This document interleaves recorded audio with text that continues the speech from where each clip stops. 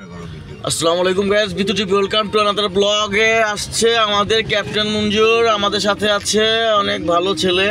ওনার সাথে আমরা একটু গল্প করি, গল্পতে আড্ডায় আসছি গাড়িতে। আপনারা কেমন অনুভূতি আপনারা পাচ্ছেন এটাও কমেন্ট করে জানিয়ে দিবেন, আর শেয়ার করতে তো মোটেও ভুলবেন না।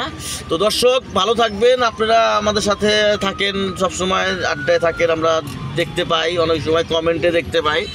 তো এই জন্যই আমার ভিডিওতে আসা, আমার ভালো লাগা, এটা আপনাদেরকে সামনে উপস্থাপনা করছি। তো কেমন হচ্ছে আপনারা অবশ্যই লাইক কমেন্ট করে জানিয়ে দেবেন। তো দর্শক দেখুন, আমার ক্যাপ্টেন মঞ্জুর গাড়ি চালাচ্ছে, কিছু বলতে চাচ্ছে। কিছু বলো তো বাবু, কিছু তো বলো। সকাল 6টায় উঠছি বন্ধু, খিদে লেগে গেছে। ঠিক আছে, একটু পরোটা খাওয়া লাগবো।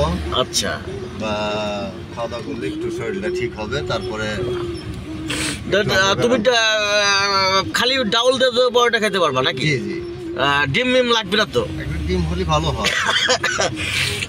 আচ্ছা, সকালের নাস্তা তো। ওকে, সমস্যা নাই।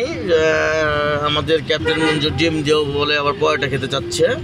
তো আমরা এখন সরাসরি যাব গুলশান নিকেতনে, ওখানে আমরা একটু নাস্তা করব এই রেস্টুরেন্টে। কয়লা, আচ্ছা কয়লাতে নাস্তা করবো। আচ্ছা, কইরনি তুমি কয়লাতে কতদিন ধরে করো? 1 বছর কন্টিনিউ করতেছো না? আচ্ছা, ওখানে তুমি রেগুলারই কয়লা রেস্টুরেন্টে তুমি কি ডিনার করো না লাঞ্চ করো? ডিনার মাঝে সাথে করি, বসের সাথে গেলে, আর একা গেলে পরে নাস্তাই করি। ও, একা একা গেলে নাস্তা করো। আচ্ছা আচ্ছা, ভালো। তো তোমার গাড়িটা তো অনেক সুন্দর, এই গাড়ির বিষয়ে কিছু বলবা? আছে, আমার BMW আছে বসের। তোমার BMW? আচ্ছা, BMW আছে, হেরিয়ার আছে। আচ্ছা আচ্ছা, আর একটা প্রিমো আছে। একটা নেব। মার্সিডিজ গাড়ি নেই? মার্সিডিজ তো 3টা। আর তোমার এই যে দাড়ির বিষয়ে কিছু বলবো নাকি? না, এটা তো আল্লাহর দেওয়ার দান।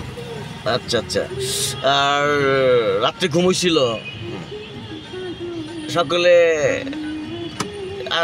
গাড়ি চালাতে ভালো লাগছে। আর কিছু বলো, তুমি কিছু বলো তো। আর কি বলবো বন্ধু, তোমার সাথে দেখা হয়েছে, ভালো লাগছে। ঠিক আছে, তোমাকে নিয়ে একটু বেড়ালে আরো ভালো লাগবে। ঠিক আছে, তাই? এই তো। আচ্ছা দর্শক, তাহলে ভালো থাকবেন, আবার নতুন করে কোনো ভিডিওতে আবার আসবো। কথা পাচ্ছে না আমাদের ক্যাপ্টেন মঞ্জুর, কিছু বলবে এরকম কথা পাচ্ছে না, পাইলে হয়তো বলতো আমাদের ভিডিওতে। কিছু বলবা নাকি? কিছু বলার ইচ্ছা আছে? গাড়ি চালা, ফিলিংসটা ঢাকায় মজা পায় না গাড়ি চালা, এই শালা রিক্সা, মোটরসাইকেল এরা খুব ডিস্টার্ব করে না? আচ্ছা, তারপরে তোমার আসমানি বাস, রাইদা গাড়ি, এরা খুব ডিস্টার্ব করে। হ্যাঁ, এরা আপনার রাস্তার বিষাক্ত পয়জন। হাই হাই, বলো কি? এদের ঢাকা শহর থেকে পিঠে বাই করে দিলে পরে ঢাকা শহর সুস্থ থাকবে। ঢাকা শহর খুবই সুন্দর টিপটপ শহর হবে। ঠিক আছে, ঢাকা শহর থেকে সরকারের কাছে একটাই দাবি, ঢাকা শহর থেকে মোটরসাইকেল বিতর্কিত করতে হবে, রিক্সা বিতর্কিত করে দিতে হবে।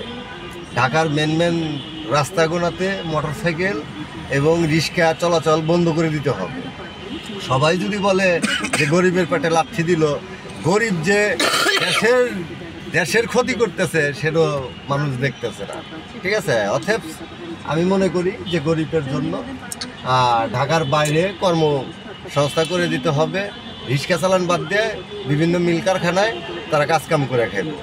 ঠিক আছে, আর এই কারেন্টের রিক্সা এক চান্সে সরকারের কাছে আমার একটাই দাবি, বাতিল করে দিতে হবে। ঠিক আছে, এই রিক্সা থাকলে দেশের ক্ষতি এবং দেশের মানুষের ক্ষতি, এবং দেশের ছোট ছোট বাচ্চারা এই রিক্সায় ওঠে, এদের ওটা একদম বন্ধ করে দিতে হবে। ঠিক আছে, আর আপনারা যদি আপনাদের ছেলেপেলেগুলো এই কারেন্টের রিক্সায় তোলেন, তাহলে আপনাদের ছেলেদের নিশ্চিত মৃত্যু। ঠিক আছে, এখন আর 1 সেকেন্ডে ভরসা করা যাবে না। এই রিক্সার পিক আপ দিলেই মনে করেন 100 টান উঠে যায়। মনে করেন আমার প্রাইভেট কারের আগেও চলে যায় সে, তাহলে কতটুকু ডেঞ্জারাস। এই সমস্ত রিক্সায় আপনারা উঠেন না ভাই, উঠলে আপনাদের মৃত্যু নিশ্চিত। ঠিক আছে, ইচ্ছা করে মৃত্যু হয়ে যাবে আপনার করে। তো দর্শক, এই পর্যন্ত আমাদের ক্যাপ্টেন তার মুখে কথাগুলো শুনলেন, কেমন লাগলো, আর এটার কমেন্ট করে অবশ্যই জানিয়ে দিবেন আপনারা। ভালো থাকবেন, আর এই পর্যন্ত থাক আজকে। খোদা হাফেজ, বাই।